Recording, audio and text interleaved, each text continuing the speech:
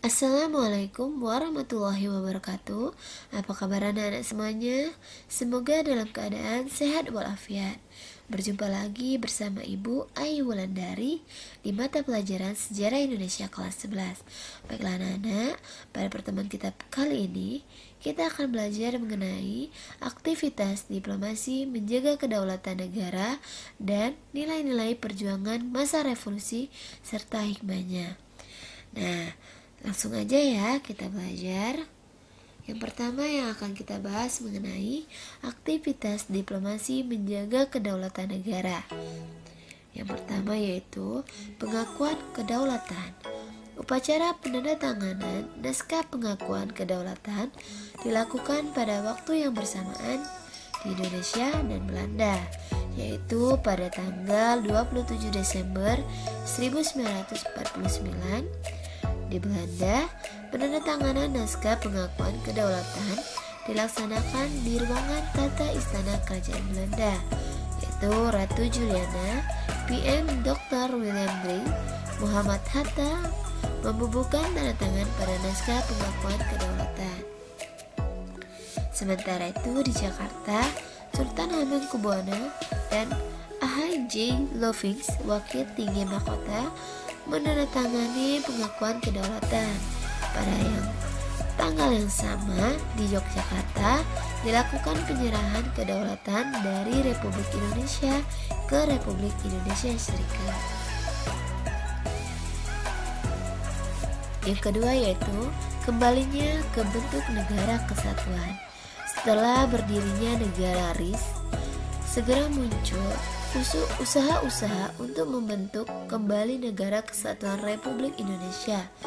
Pada tanggal 8 Maret 1950, pemerintahan RIS dengan persetujuan Parlemen dan Senat RIS mengeluarkan Undang-Undang Darurat Nomor 11 Tahun 1950 tentang tata cara perubahan susunan kenegaraan RIS, yaitu Republik Indonesia Serikat.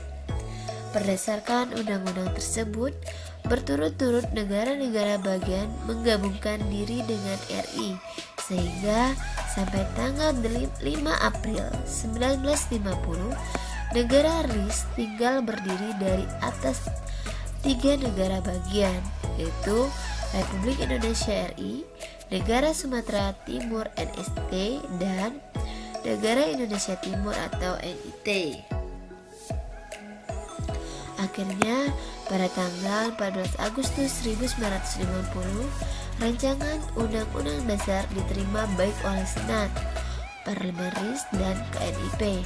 Pada tanggal 15 Agustus 1950, Presiden RIS Soekarno menandatangani rancangan Undang-Undang Dasar tersebut menjadi Undang-Undang Dasar Sementara Negara Kesatuan Republik Indonesia, atau lebih dikenal sebagai UUDS 1950.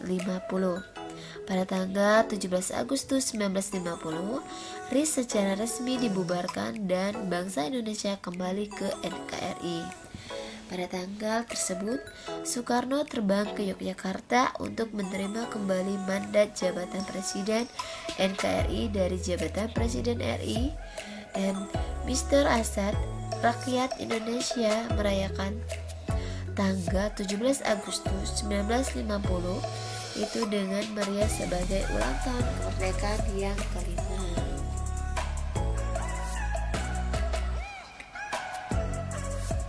Dan kita juga akan membahas mengenai nilai-nilai perjuangan masa revolusi dan hikmahnya. Yang pertama, dalam upaya mempertahankan kedaulatan, baik secara diplomasi maupun mengangkat bersenjata, banyak sekali peristiwa sejarah yang dapat diambil hikmahnya untuk kehidupan masa kini, yaitu persatuan dan kesatuan. Persatuan dan kesatuan adalah nilai yang penting dalam setiap perjuangan.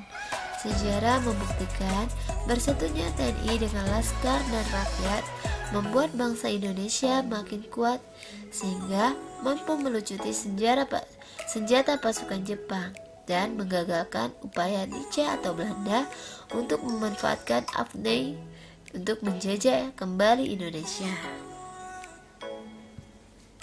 Yang kedua yaitu rela berkorban tanpa pamrih.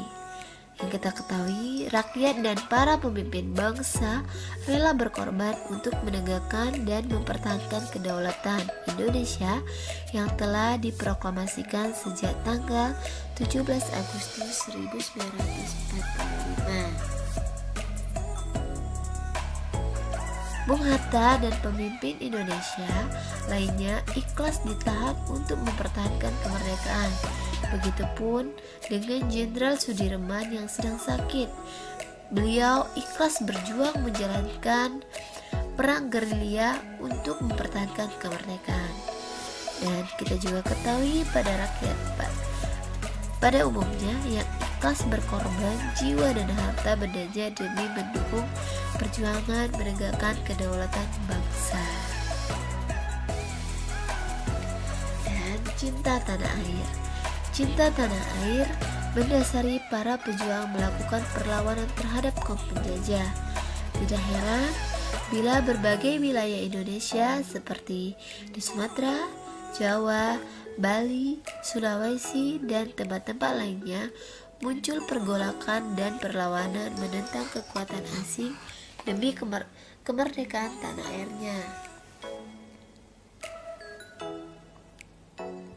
Saling pengertian dan saling menghargai. Nah, di sini perbedaan pandangan antar tokoh, antar sipil dan militer dalam perjuangan mempertahankan kemerdekaan sudah biasa terjadi.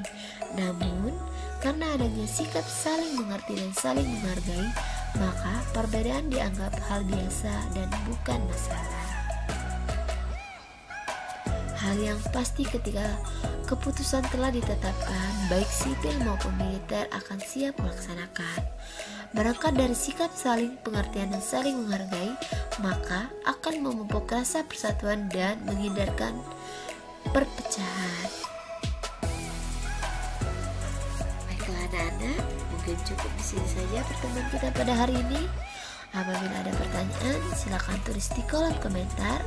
Dan jangan lupa video pembelajaran kita di like, comment, subscribe, dan share sebanyak-banyaknya ya nak, agar video pembelajaran kita bisa lebih berkembang dan bermanfaat.